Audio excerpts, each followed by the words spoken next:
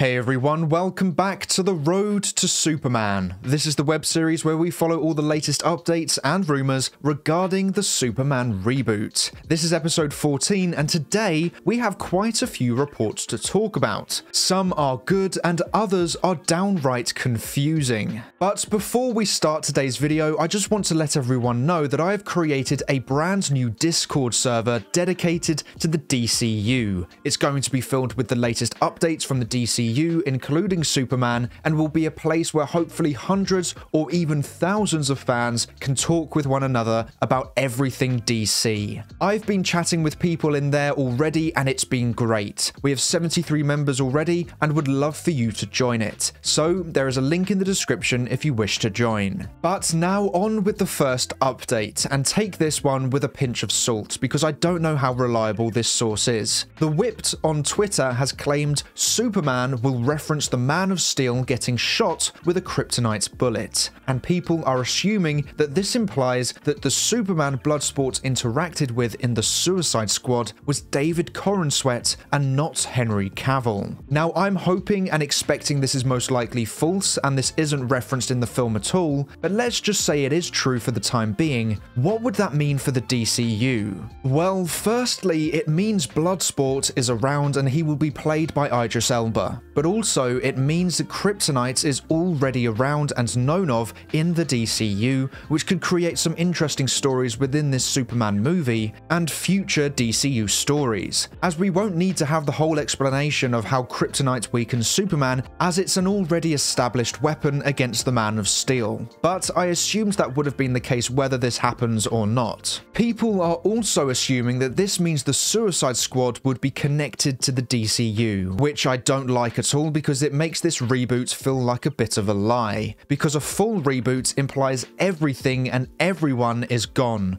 and the more we add from the DCEU and implement it into the DCU, the more the DC Extended Universe is associated with this new universe, and the reason they are rebooting in the first place is because the old universe failed and they wanted a fresh start. So if this is true, then it allows fans to try and theorize about any other DCEU movie somehow being in the DCU, and it means we are no longer a rebooted DC universe, but instead a cherry-picking DC universe where the past movies can connect to the new movies if we feel like it down the line. That can't be the way. It has to be a clean slate and everything is gone. Okay, you wanted to keep your Peacemaker crew, I don't agree with it, but they are such minimal characters that I can ignore the logic behind it. But these are just my feelings about this if this was actually going to happen, but I don't think it is for a couple of reasons. Firstly, Gunn has stated nothing is canon to the DCU until Creature Commandos and Superman. So anything before that is now in this new universe like Peacemaker is a rebooted, restarted version of themselves. But what this reference could be too is another version of Bloodsport, a variant if you will. So whilst he may have done the same as what the DCEU's version did, it is actually a rebooted version of the character. And to be honest, I don't like that either. I think that's lazy and would still have people referencing and connecting the DCU to the DCEU, which I don't want. I want a clean slate and to feel like everything I get in this new universe is in fact new and not recycled from a franchise that was rebooted because it didn't work. The original tweet from The Whipped actually says Superman Legacy references him getting shot by a kryptonite bullet, but he never mentions that the person who shot the bullet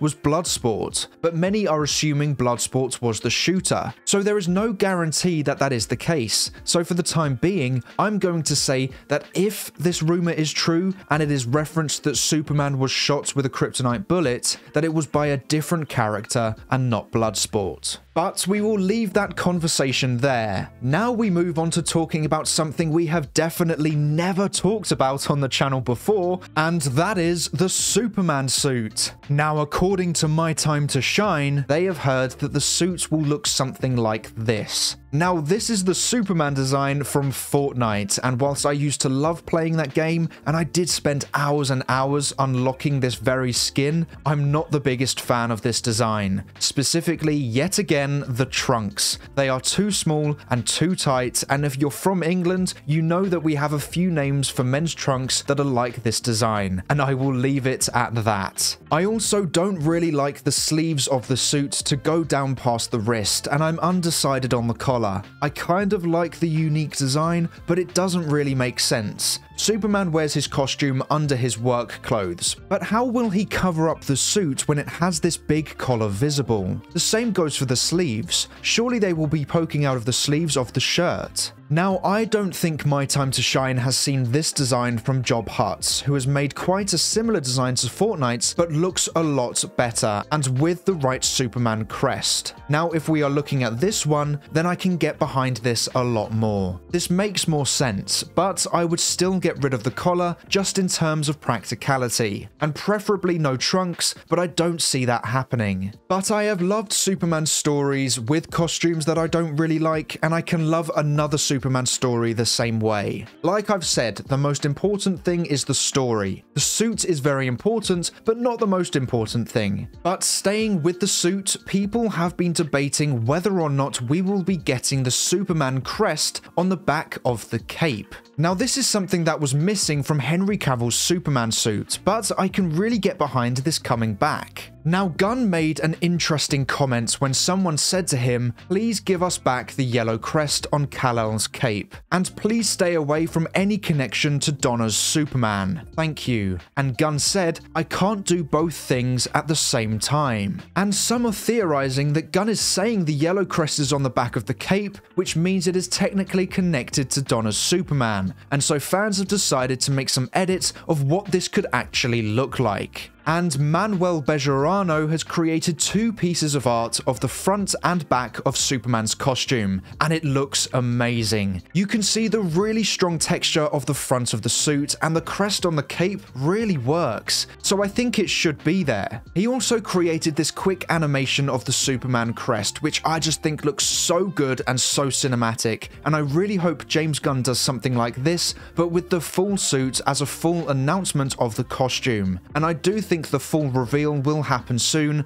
as they are returning to the United States soon, and the paparazzi there will definitely get shots of the suit, and Gunn needs to show the suit first. Now, the final thing to talk about in today's video is the inspiration for James Gunn's Superman. He has revealed the main comics and shows that has inspired his version of Superman, and someone has done a really good job at listing those comics or shows. So make sure to let me know if these inspirations are exciting to you in the comments below. Now, the image he shared that I loved the most was from this one here, where Superman stops a girl from committing suicide through his words and not his powers. It's something that is extremely powerful and emotional, and I would really like to see something like this in the movie. And we might actually see something like this because someone agreed with me with wanting this in the movie, and James Gunn liked the comment. So maybe we will see something like this in Superman next year. Superman is so much more than just a strong guy who can take down villains. Saving someone with Superman's words instead of his powers really presents that in such a beautiful way, and I think if there was any wish list of what I would want to see in the movie, this kind of thing would definitely be there. It would connect me so much to this Superman in a way I haven't connected to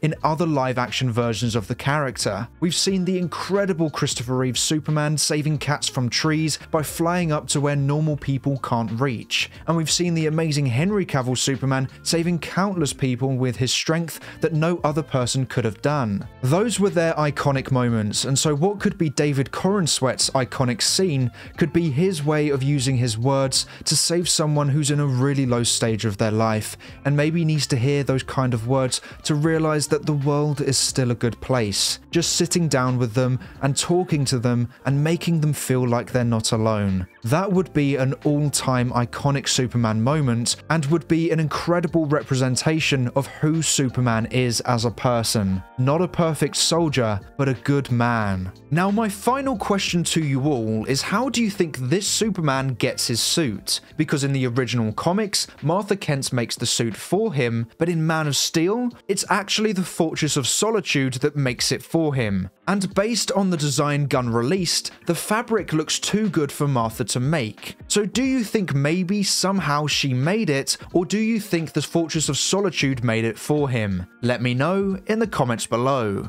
But that is all for today's video. Thank you so much for watching. Please make sure to like and subscribe and turn on post notifications so you never miss a video. I hope to see you here again soon, so until then, have a great day. Bye!